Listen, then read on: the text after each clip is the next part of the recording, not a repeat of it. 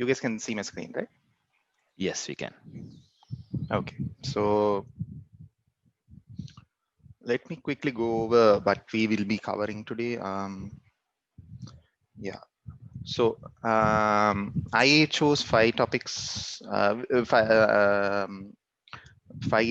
first 5 interesting topics that that caught my eye. So, for example, first we'll be going over the S3 update where all reads have become consistent now. The strong consistency has been introduced in S3. And then we'll be touching about the new Aurora serverless preview, the new ECR general public registry, and the exciting new Amplify admin UI, which allows you to develop backends and frontends without any cloud experience, which is pretty cool.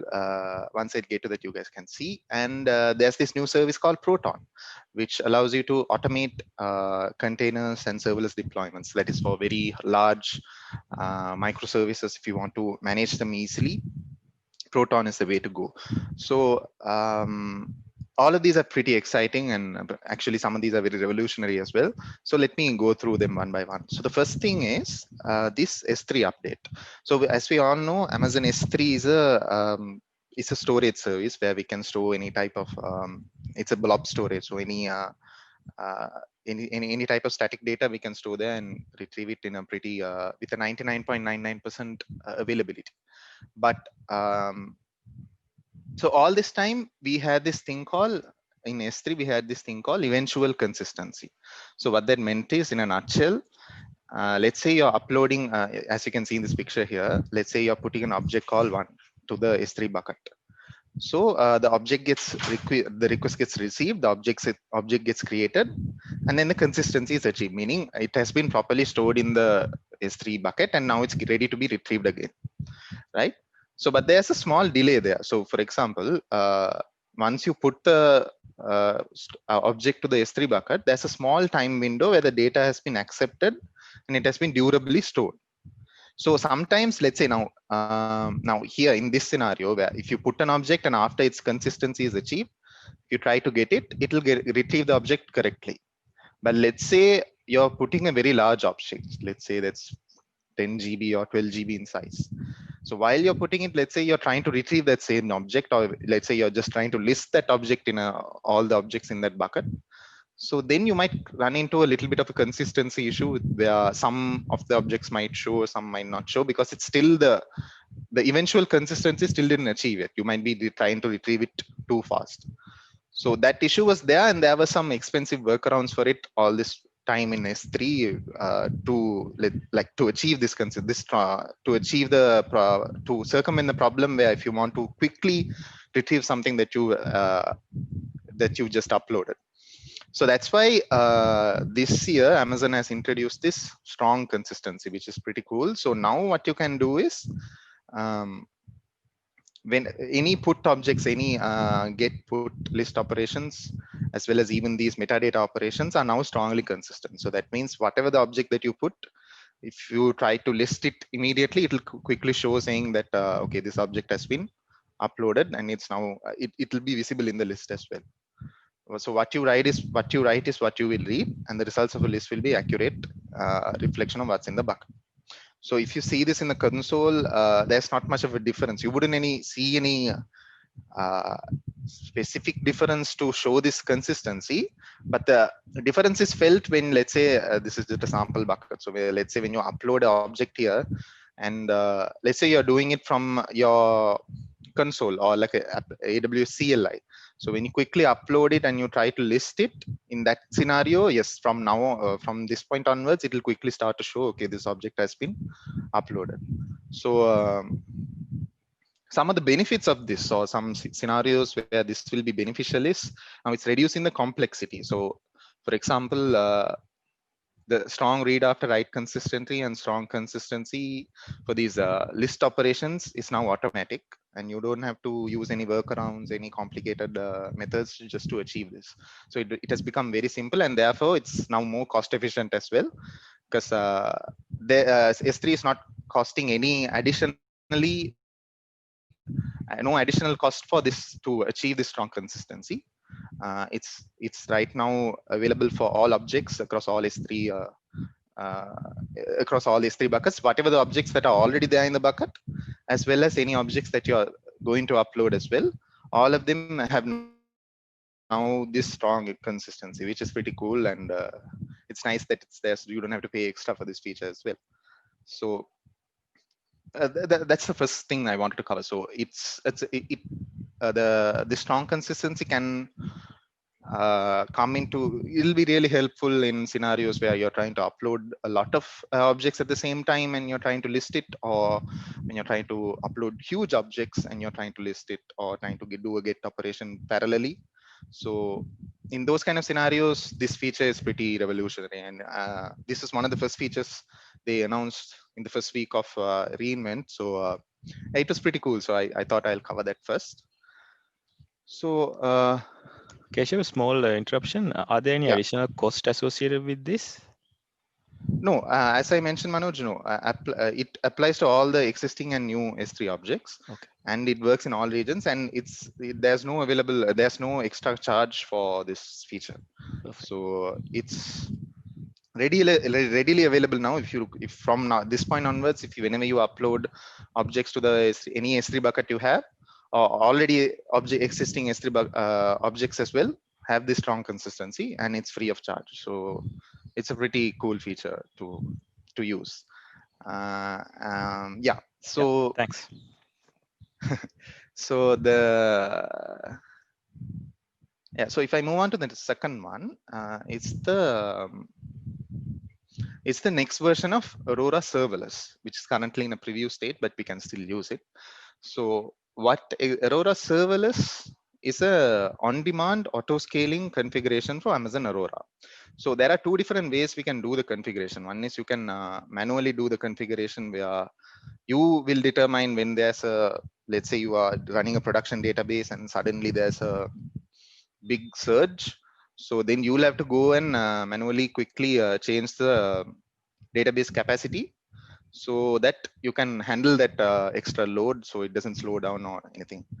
But Aurora Serverless, what it does is it'll allow us to automatically it's serverless basically. So we don't have to do this manual managing. It'll automatically scale up and scale down for us. And especially in this version 2 that they have released right now, it'll scale up to hundreds of thousands of transactions in a fraction of a second. So that makes it pretty fast, and it reduces the cost as well. So let me quickly show you why I say that. So if you go to your AWS console, and if you go to the RDS section, which I am here right now. So that's where we usually have all the different RDS databases, as well as we can create Aurora database here as well. So if you go to the databases, and if you try to create a database, here you can say these are different types of database, but the new feature that they have developed here is for the Aurora one. So if in the Aurora, you can see there's now an option where you can choose serverless or provision. So this provision is the old way where you have to provision and manage the server instance sizes. So as I said, if there's a search, then you'll have to quickly come here to this console and edit it. But if you go for this serverless option, you can just specify the minimum and maximum amount, and then Aurora will automatically scale the capacity based on the database load. This is good for intermittent or unpredictable workloads. So why this is good is, for example, let's say there's suddenly a surge and you come here and you accidentally or unknowingly you are adding too much server instances, even though that's not needed. So in that case, you're actually paying a lot more than what's actually needed for that search, because you didn't know, or you weren't sure, or that option wasn't there. So, but now this serverless, Aurora Serverless, what it's doing is it will automatically recognize, okay, this is the amount that needs to be scaled, and I will only scale it up to this amount, and then I'll again scale it back down when it's needed, so that the performance is still maintained, but at the same time we are reducing a lot of cost as well. So that's why I'm saying here it's delivering up to a 90% cost saving compared to the provisioning for peak capacity. So it's pretty cool. And so instead of doubling a capacity every time a workload needs to scale, that means instead of us going and manually doubling it, it'll adjust the capacity in fine grain increments. So it will provide just the right amount of database resources for your application needs. So it'll smartly find, okay, this is the amount it's needed, and it'll scale it up so that you can save cost as well as it's very fast, and you don't have to worry too much about the maintenance as well. So this also is right now available. It's available for preview with all MySQL 5.7 compatible Amazon Aurora databases. So if you choose 5.7, it goes to say it goes to 2.07. That's the Aurora version 2. So once you create this database, it'll use the new serverless version 2, and it'll allow us to take advantage of the very fast scaling up and scaling down of serverless version 2, Aurora serverless version 2. So yeah, that's a small introduction and a small demo on how you can get started on that. Possible use case for this is, let's say you're starting a new database. This might not make sense if it's a very, what do you say, a simple use case. Like a small e-commerce website, means you don't need to go to this extent. But if that same application is, let's say, now becoming more famous, and it's taking in a lot more traffic, then in that case it'll make good sense to go for the serverless option, because then you don't have to do a lot of maintenance, and it'll take care of everything, and still you will be saving a lot of cost as well. So yes, again, another a really good feature that was introduced this year. Yeah, so if we looked at the next one, it's this new thing called Amazon Elastic Container Registry. So ECR registry, which is now this was already there, but it was a private registry. But the new thing that they have introduced this year is it's now a public registry as well. So what that means is now you can create your own ECR images. So, but by that, what I mean is you can create your own Docker images for specific purposes. You can upload it to this ECR registry, and any people who are in AWS or people who are not even in AWS can take use of these Docker containers. They can pull it, and they can use it for their own need, basically. So this is nice because sometimes it's good for the community as well. So you can share content across the community, as well as certain things certain images might already be there, so you don't have to reinvent the wheel. Basically, you don't have to redo the same images by yourselves. Amazon is providing an easy way now so that you can use others containers as well. So if you want to see like how it's done in the AWS console, okay, this is the sorry. Okay, so yeah, if you go to ECR in the AWS console, which is Elastic Container Service, which is where I'm here right now. So all this time there was only this private tab. That means you can create a repository within the account, and other people within the account can use it. But now they have introduced this public tab.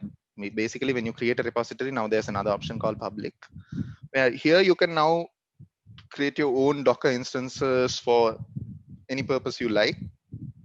Upload a logo, create a short description, and then give descriptions here as well, like what usages is, for what use we can use this, and what basically the image will do. And you can give the alias as well as, and then you can upload the Docker image here. So once you do that here, once you create the repository here, there's another URL here I just mentioned here called gallery.ecr.aws. That's a new website. So if you go there, there's a new public gallery. So there you can find all the publicly uploaded registries that we can use. So now already there's like 3,000 repositories available. If you just see here now, these are different things that can be used for different purposes. So the things that you mentioned here, then the usage will only be mentioned, will be briefed here when you start to search these repositories. So let's say you want to use one of these now. Let's say you want to use the ASP.NET Yahoo image. So there will be a simple, this is basically a Docker URL. So you can just use the simple Docker pull command and use this command in your own CLI. And they have even mentioned here as well how to do that. And you can get started using this image. Now, different images will have different manuals for you to use.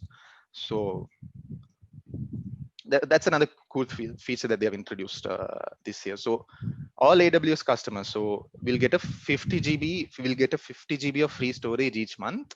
And if you exceed that limit, you will have to pay a little bit of charges. But even within that 50 GB, I feel like you can create a lot of repositories, and that you can help out a lot of people in the community. And anyone who's trying to pull these repositories, for example, anyone who comes here to try to pull the Docker image, they will get 500 GB of free data bandwidth each month. So they don't even have to log in, or they don't even have to sign up to AWS to come here and pull this image. This is a public repository, anyone can pull it. But if they are about to pull anything more than 500 GB for a month, then they might have to sign in to AWS, pay a little, sign into AWS, and then come here and pull it. So because there's a limit each month. But yeah, so that's the new feature in ECR. All this time there were private repositories.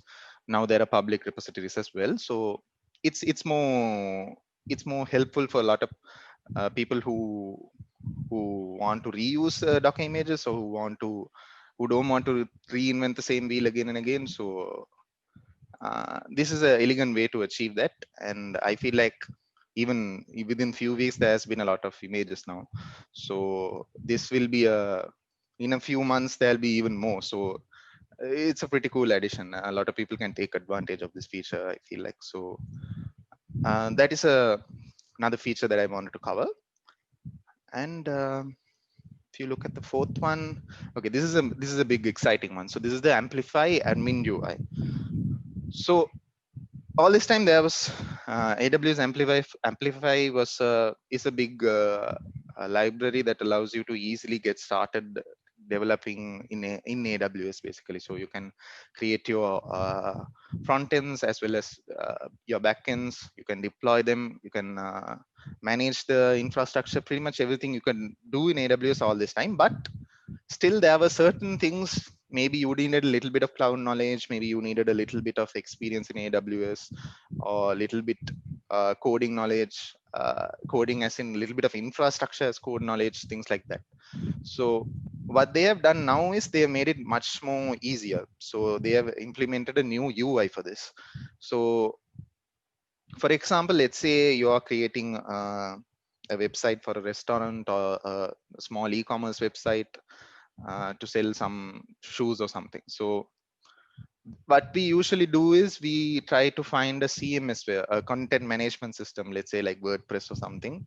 We go there, we create the front end, we design the front end, and then we basically give the access to some admin user. So he will add the data and then it will show. So but the thing there is, now let's say in the case of using the CMS, it'll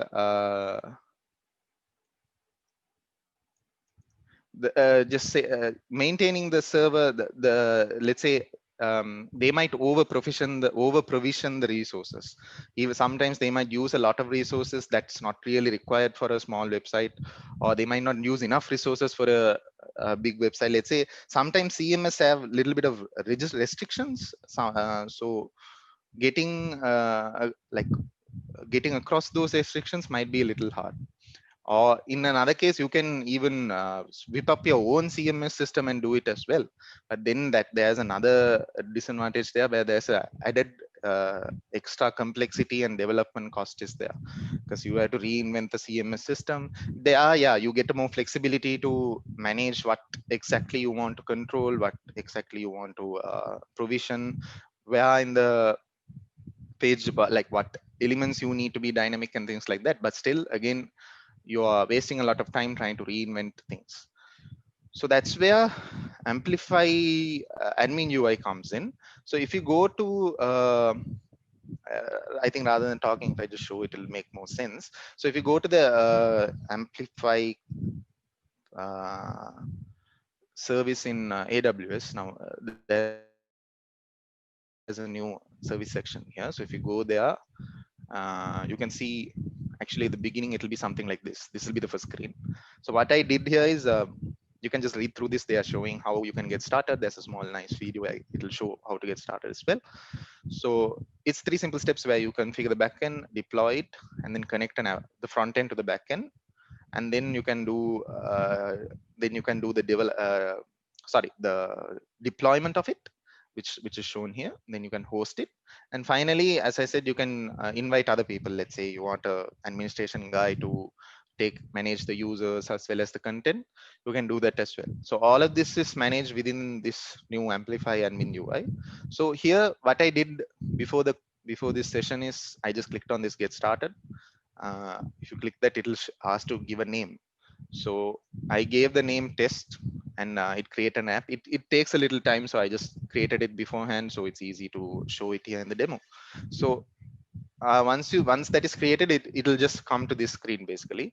Here, then you can click on this open admin UI. So that will open that again. I have opened it here. So this is the admin UI the new admin UI that they were talking about. So it'll create a staging environment. So since I gave the name test, it says welcome to test staging environment. So it creates the staging environment.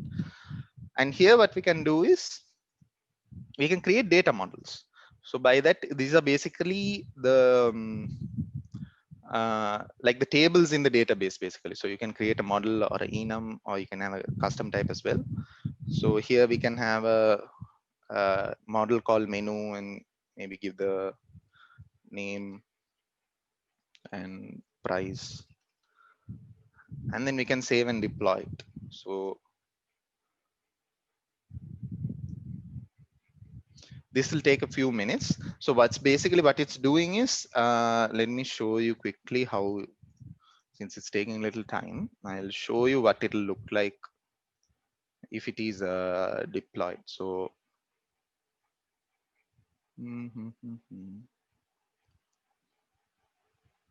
yeah, if you can see here,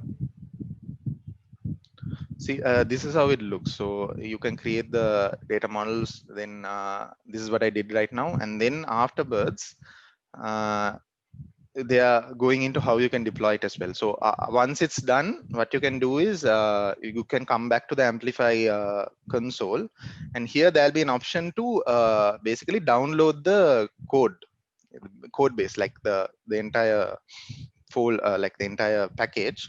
So then you can download it now. You can use React, or there are some other frameworks supported as well. So you can download that code, and then you can do your front end development basically. For example, the UI screens and the stylings and whatever. So that is up to you. You can customize that the way you want, and then again you can push it back to Amplify, saying okay, now it's ready for deployment. So then it'll do the deployment by itself in this. As you can see, it has its own let me see here one by one. Now it's deploying the model that I just created. So then it'll likewise it'll deploy it to a specific container, and it'll give me a URL as well, which you can see. Not sure where it is.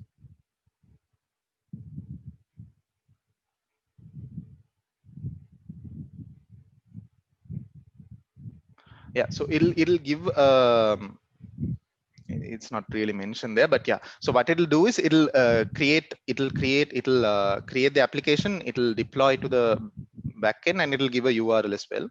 And then if you use that URL, you can basically go and access your new React app, new web app that you just created. But the cool thing here is, after that is done, you can invite people to this console as well. And once you invite them, let's say you invite a administrator or someone, and that guy, what he can do is he can then go in and create these Now the same menu model that I created, he can add the items like ham and cheese, bacon and cheese, or whatever, and give the price. So he can then start controlling the items in the database. He can control the content in the web application. Within this console itself, it makes it easy for him, and you don't have to create a separate UI for him or anything like that. All of that is maintained within this itself.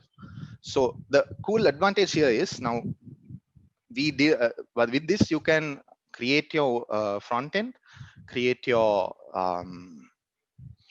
database models, create your, and then deploy to a cloud infrastructure which is very scalable as well, get a deployed URL, and then you can use this same UI for your administrators to come in and add their content and manage it as well.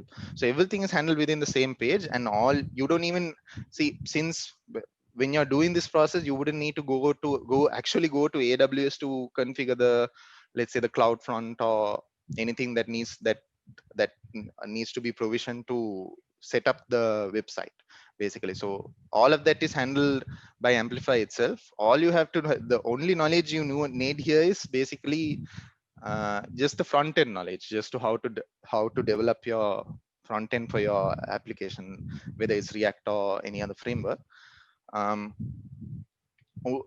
So any front end developer itself, so Amplify gives front end developers the fastest and easiest way to develop mobile and web apps. It's accessible to developers that are not very familiar with the cloud infrastructure, I mean, like cloud development, basically. So it makes it very easy for them. All they need to know is how they want to develop their front end. They don't even need that much knowledge in their backend, or they don't need to know how to develop it how to deploy it in the cloud infrastructure. Everything is handled simply using this Amplify admin UI. Amplify anyways did that. This admin UI makes it even another step easier. So even people without cloud knowledge can easily come and get started. So this I feel like it's very accessible, and it's pretty useful in different use cases. Now, as mentioned here, it can be blogs, e-commerce sites, planning apps, etc. It can be used pretty much any website we currently develop using a CMS. We can develop it using this Amplify admin UI as well. You could ask, like, what would be the advantage of using this instead of that? Here you will get a little bit more flexibility of now again in flexibility in designing your front end, and even flexibility in even though it's deploying all the backend by itself, you can still come to this console, and there are different sections here to maintain different sections in your backend and your cloud infrastructure as well. So those also can be easily what do you say, easily maintained using this UI. So, and another thing you can do here is you can have authentication mechanisms as well. Let's say your application needs a login screen, and you need to log in users, or you need to onboard users into your application. That is also possible using this Amplify admin UI. So it is still in the beta stage, and you can see the content is still in beta stage. Certain things are pretty new right now, but I feel like in a few months and after a few revisions, this will be a pretty talked about feature. Like, a lot of people will start using this because not only it's deploying everything in a very scalable and a very secure cloud infrastructure, and it's also giving a very user friendly and very easy way to get started. So this is a cool feature, I feel like. And right now it's available only in these regions right now. So US, East Asia Pacific regions, and a little bit in Europe, but slowly they will add it to other regions as well. So yeah, that's AWS Amplify. And finally, I have a new feature called the AWS Proton. So what this will do is this is more suitable for very large scale companies that are trying to handle several microservices. So this is a hassle. Now even we face this hassle where we have several microservices, and we have several pipelines to handle these, to deploy these microservices, but sometimes we get confused which service is where and where the pipeline is, how the pipeline is connecting, what's the status of the pipeline, and whether the services are corresponding, or whether we can easily switch these around. Let's say if you want to remove a service or whether we want to add the service, it's a little bit hard right now. Hard as in it's a little bit complicated. So what Proton is doing is it's making it easier. It's making it easier to automate all of these things. For example, your CI/CD pipeline, your CloudFormation template, so you can maintain all the infrastructure as a code itself, and then you can deploy all of these services using and you can set up the pipeline here itself, and you can monitor all of them in this window itself. So this is again a new service here in AWS. You can just put a search Proton and it'll come, but it's only available in I think North Virginia, US East, US West, Asia, and Europe. Only it's in very small set of regions because it's a pretty new feature. So they are just rolling it out now. But it is free of charge. Why it's free of charge is it's basically orchestrating a lot of other services that are already there in AWS, but it's not really like what do you say? Adding anything new. It's just orchestrating everything, so it's easier for us to manage. It can even connect to AWS Fargate instances. Like let's say you have a lot of Docker containers and you want to include that in the pipeline as well, and check the statuses of each of them, all of them in the same time, and in different pipelines you can check all the statuses at the same time. So it's pretty easy to do that with this new Proton. So I can even show you how it'll look like.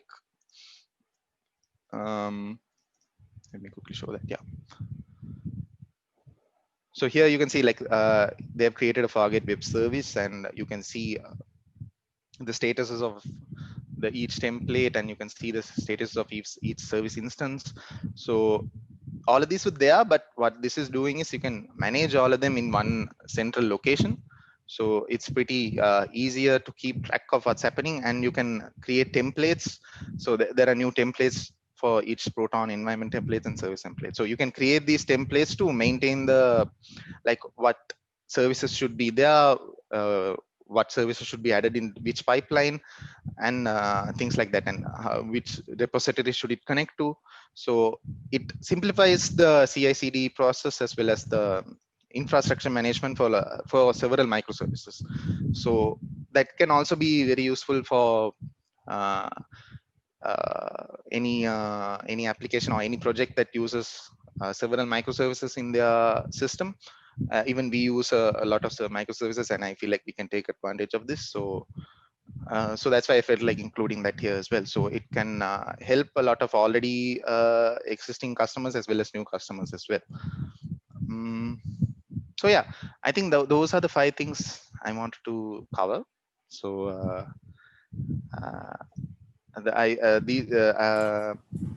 if there are any questions, I can take them, or we can move on to Rumesh.